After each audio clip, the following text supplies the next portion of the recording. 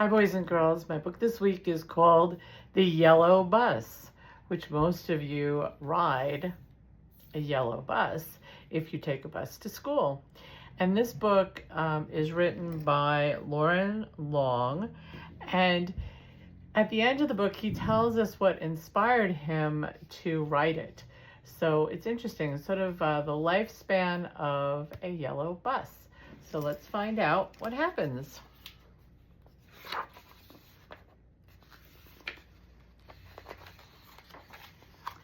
You notice in the artwork, he's very intentional in making most of the artwork black and white, and then the yellow bus stands out. You can see. So here we go. There was once a bright yellow bus who spent her days driving.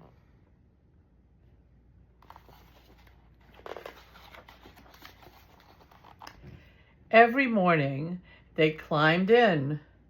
Pitter patter, giggle, giggle, patter.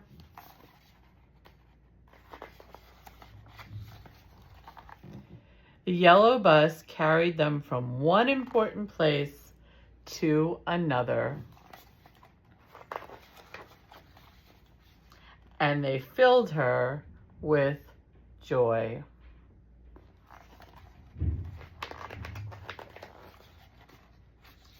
One day, a new driver came and drove the yellow bus along unfamiliar roads. Every morning they climbed in, shuffle, clunk, shuffle, clunk, creak, creak, clunk.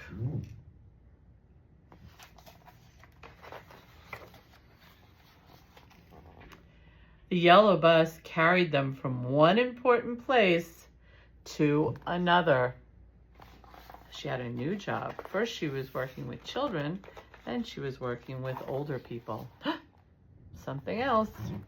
And they filled her with joy.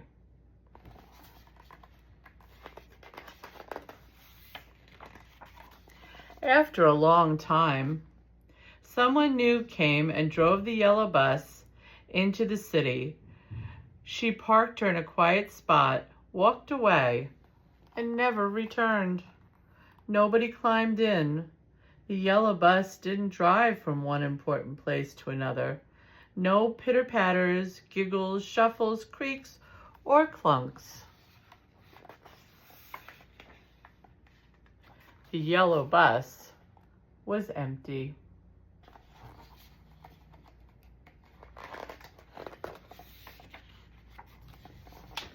Until one cold night, they climbed in. Rustle bump, brr, brr, bump, and huddled together. The yellow bus didn't carry them from one important place to another, yet every night, with hushed noises and soft voices, they climbed in. And they filled her with joy. People who needed shelter in the cold.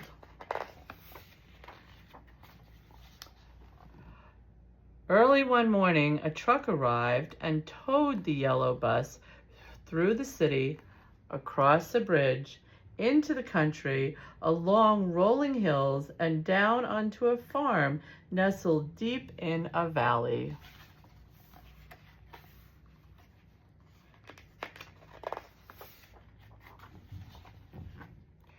The truck driver parked her at the bottom of a field on the bank of a river and drove away.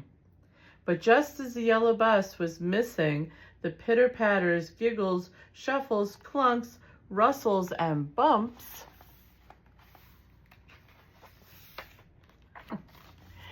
they climbed in. Clip, clop, ma, ma, clop. The yellow bus didn't carry them from one important place to another, and still they filled her with joy. They look like goats to me.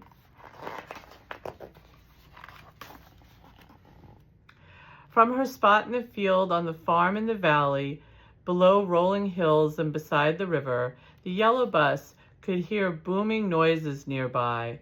It reminded her of the sound of the city, of large trucks and heavy machinery.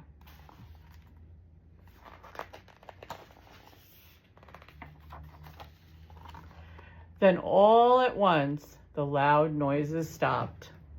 Soon the farmer came and gathered them together and took them away. No more clips and clops and mahs.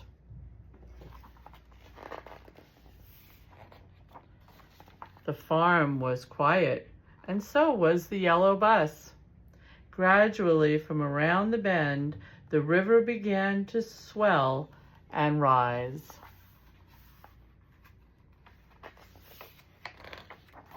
And rise, and rise, and rise.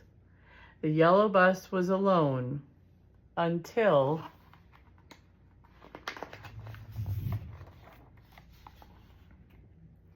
they swam in. Swish, swoosh, swish, swoosh, glub, glub, swish. The yellow bus didn't carry them from one important place to another. They drifted in and out and all around her.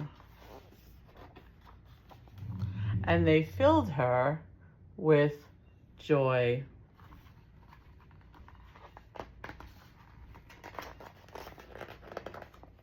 You can look very, very carefully. I don't know if you can be able to see.